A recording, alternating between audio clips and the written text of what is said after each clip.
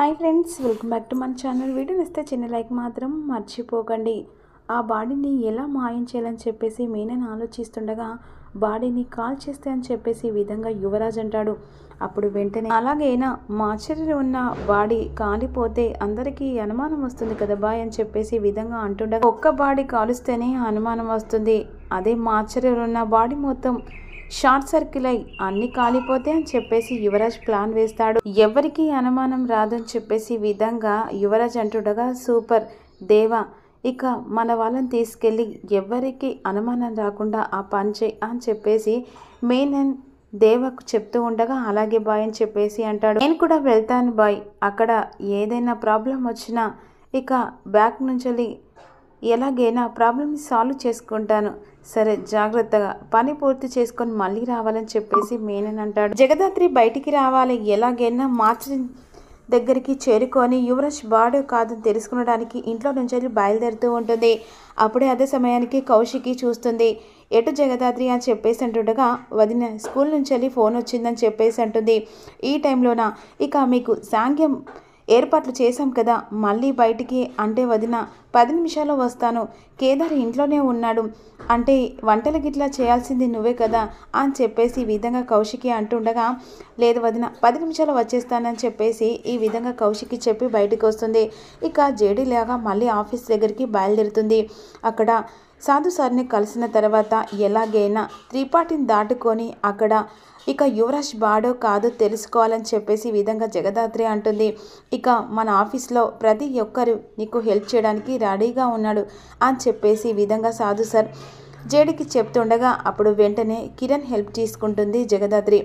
ఎలాగైనా మనం త్రిపాఠిని దాటుకొని లోపలికి వెళ్ళి ఆ బాడీని చూసిన తర్వాత నిజాలు బయటపడితే సారని చెప్పేసి అంటుండగా మరి ఇప్పుడు నువ్వు త్రిపాఠిని దాటుకొని ఎలా వెళ్తావు జేడీ అని చెప్పేసి సాధు సార్ అడుగుతాడు.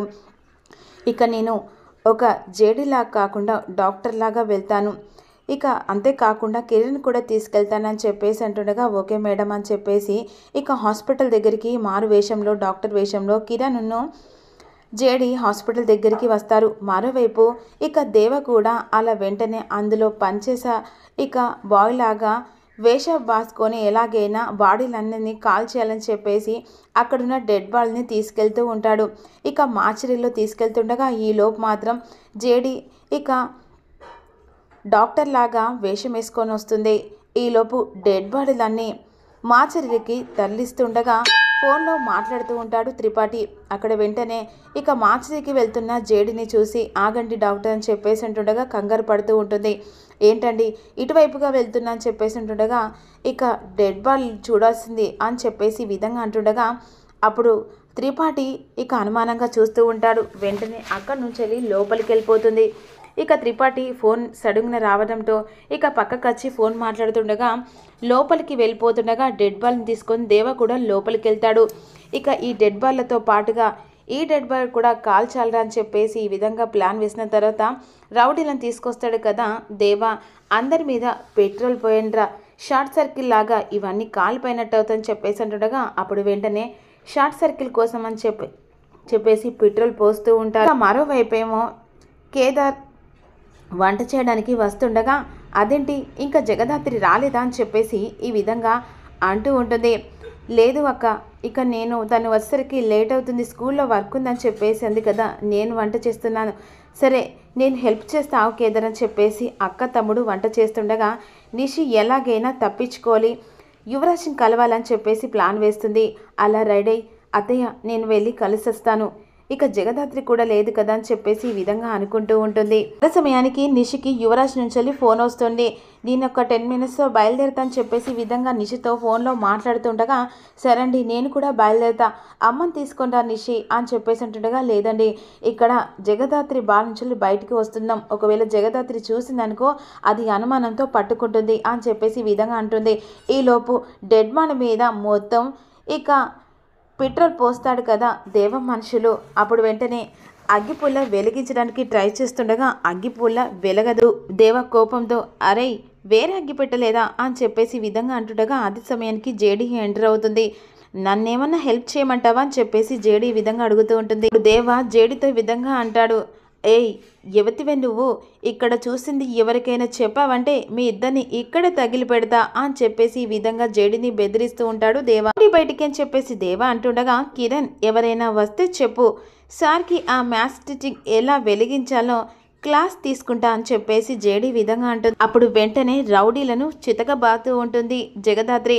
ఇక మాచరిలో ఉన్న అందరినీ కొట్టి అక్కడి నుంచి యువరాజ్ బాడీ తీసుకొని వెళ్తుంది. ఈలోపు త్రిపాఠి దగ్గరికి ఇక అసలు డాక్టర్ వస్తారు. ఎవరు మీరు అని చెప్పేసి త్రిపాఠి ఆ డాక్టర్ని అడుగుతుండగా డాక్టర్ రామ్మూర్తి పోస్ట్ మార్టం చేయడానికి వచ్చానని చెప్పేసి విధంగా అంటుండగా త్రిపాఠి డాక్టర్ మాటలు విని షాక్ అయిపోతాడు. ఇందాక కదా ప్రియానే డాక్టర్ లోపలికెళ్ళింది అని చెప్పేసి ఈ విధంగా త్రిపాఠి చెప్పేసరికి ఒక్కసారిగా ఆ డాక్టర్ అసలు ప్రియానే డాక్టర్ ఇక్కడ లేనే లేదు అని చెప్పేసి డాక్టర్ మాటలు విని ఒక్కసారిగా త్రిపాఠి షాక్ అయిపోతాడు. అసలు మీరు ఎవరిని చూసి ఎవరనుకుంటున్నారు, ఇక్కడ డాక్టర్స్ మేమే, ప్రియానే డాక్టరే లేదు అని చెప్పేసి విధంగా అంటుండగా ఈలోపు జేడీ అందరినీ కొడుతుంది. ఇక యువరాజ్ బాడీ చూసేసరికి యువరాజ్ బాడీ కాకపోయేసరికి ఒక్కసారిగా షాక్ అయిపోతుంది. ఈలోపు త్రిపాఠి లోపలికి వస్తుండగా అక్కడున్న బాడీని తీసుకెళ్తూ ఉంటుంది. ఇక లోపలికి వచ్చేసరికి అందరినీ రౌడీలను కొట్టిన తర్వాత ఇక జేడీ కాస్త యువరాజ్ బాడీ కాకుండా అది తీసుకెళ్తూ ఉంటుంది. మరోవైపు ఇక త్రిపాఠి విధంగా అనుకుంటూ ఉంటాడు, ఇదంతా జేడీ చేసినట్టుంది, నా కళ్ళకు గంతలు కట్టి లోపలికి వెళ్ళింది, జేడీ నేను వదిలిపెట్టను అని చెప్పేసి విధంగా అంటుండగా కిరణ్ త్వరగా ఈ బాడీని మనం తీసుకెళ్లాలని చెప్పేసి ఇక ఆ బాడీని తీసుకెళ్తూ ఉంటుంది. వెంటనే సాధు సార్కి కాల్ చేస్తుంది జగదాత్రి. అదే సమయానికి జగదాత్రి కాల్ చేసిన తర్వాత సాధు సార్ వస్తాడు. ఇక ఆ బాడీని చూసి ఒక్కసారిగా షాక్ అయిపోతాడు. త్రిపాఠి కాస్త ఇక వెంటనే బయలుదేరుతూ ఆఫీస్ దగ్గరికి వస్తూ ఉండగా ఇక ఇది నువ్వు నిజంగా అనుమానంతో ఆలోచించావు, కానీ ఇది నిజంగానే యువరాజ్ బాడీ కాదని ఇక వెంటనే ఆ బాడీని చూసి షాక్ అయిపోతాడు సాధు సార్. నువ్వు చెప్పినట్టుగానే నిజంగానే యువరాజ్ బాడీ కాదు, అసలు ఇదంతా మెయిన్ ప్లాన్ చేసిందే అని చెప్పేసి ఈ విధంగా జగదాత్రి అంటూ ఉంటుంది. అవును జేడీ, ఇదంతా మెయిన్ ప్లాన్ ప్రకారంగానే ఇదంతా నీ మీద నేరం చేసి ఎలాగైనా నిన్ను సస్పెండ్ చేయాల వాడు ఇలా చేసినట్టున్నాడు. ఈ బాడీని వేరే హాస్పిటల్కి ఇక పంపించాలని చెప్పేసి ఈ విధంగా అంటూ ఉండగా లేదు, అసలు ఇది రుజువులతో సహా ఎలాగైనా యువరాజ్ బాడీ కాదని ఇక కౌశిక్ వాళ్ళ ఇంటికి పంపించాలి సార్ అని చెప్పేసి ఈ విధంగా జగదాత్రి అంటూ ఉంటుంది. అవును జేడీ, నీ మీద పడ్డ నింద కాస్త పోవాలంటే నీ సస్పెండ్ని తను ఇక సారీ చెప్పాలి, నీకు ఎలాగైనా తను చేసిన దానికి నీకు ఎలాగైనా సారీ చెప్పాలి అని చెప్పేసి సాధు సార్ ఈ విధంగా అంటూ ఉంటారు. సారీ అవసరం లేదు సార్, ఇక యువరాజ్ బ్రతికున్నాడని వాళ్ళకు తెలిస్తే చాలు అని చెప్పేసి ఈ విధంగా అంటుండగా ఈలోపు కేదార్ కాల్ చేస్తాడు. ఏమైంది జేడీ అని చెప్పేసి అడుగుతుండగా అసలు మనం అనుకున్నట్టు మనం గెట్ చేసినట్టు యువరాజ్ బాడీ కాదు, యువరాజ్ బాడీ ప్లేస్లో వేరే బాడీ పెట్టాడు, అవునా అని చెప్పేసి ఈ విధంగా అనుకుంటూ ఉంటారు. ఈలోపు జేడీ ఇక మీ గురించి ఇక్కడ అక్క అడుగుతుంది. సరే నేను ఇంటికి వస్తున్నా చెప్పేసి వెంటనే జగదాత్రి ఇక ఇంటికి వెళ్తుంది. బాడీని ఇంటికి పంపించాలి ఇక అని చెప్పేసి కిరణ్కి చెప్పి అక్కడి నుంచి ఇంటికి వెళ్ళిన జగదాత్రి ఏంటి జగదాత్రి ఇంత టైం అయిపోయింది అంటుండగా లేదు అన్న స్కూల్లో పని ఉంటే ఇక చూసి వచ్చానని చెప్పేసి అంటుండగా సరే టైం అవుతుంది ఇక నువ్వు వంటలు చేయని చెప్పేసి అంటుండగా ఈలోపు నిషి రెడీ ఎలాగైనా యువరాజ్ కలవడానికి వెళ్తూ ఉంటుంది. అదే సమయానికి ఇక జగదాత్రి నిషిని అడుగుతుంది, ఏంటి నిషి ఎక్కడికి వెళ్తున్నావు, ఏంటే నీకు పోయేటప్పుడల్లా అన్నీ చెప్పాలా, నీకేంటే నేను ఎటెళ్తే అని చెప్పేసి అంటుండగా అంటే ఇంట్లో కార్యక్రమం ఉంది కదా అందుకే ఎక్కడికి వెళ్తున్నావు అని చెప్పేసి అడుగుతున్నాను, అయినా నేను ఎక్కడికి వెళ్తే నీకేందే, నీ పనేదో నువ్వు చూసుకో అని చెప్పేసి అక్కడి నుంచి వెళ్ళిపోతుంది. జగదాత్రికి అప్పుడు వెంటనే నిషి మీద అనుమానం వస్తుంది.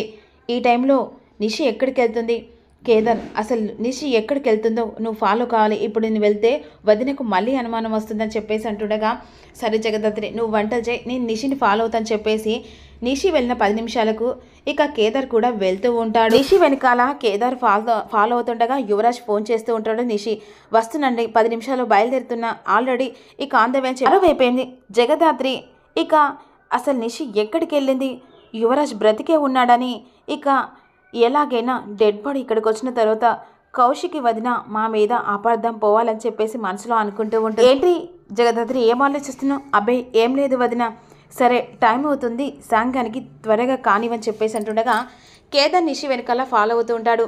ఒక దగ్గర ఆగిన తర్వాత ఇక యువరాజ్ అక్కడ వెయిట్ చేస్తూ ఉంటాడు. నిషి వెళ్ళి యువరాజ్ని కలుస్తుంది. ఒక్కసారిగా కేదార్ యువరాజ్ చూసి షాక్ అయిపోతాడు. మరి అప్కమింగ్లో ఏం జరగబోతుందో, ఇక యువరాజ్ దుబాయ్కి వెళ్ళేది జగదాత్రి ఎలా పట్టుకుంటుందో తెలుసుకోవాలంటే మిస్ కాకుండా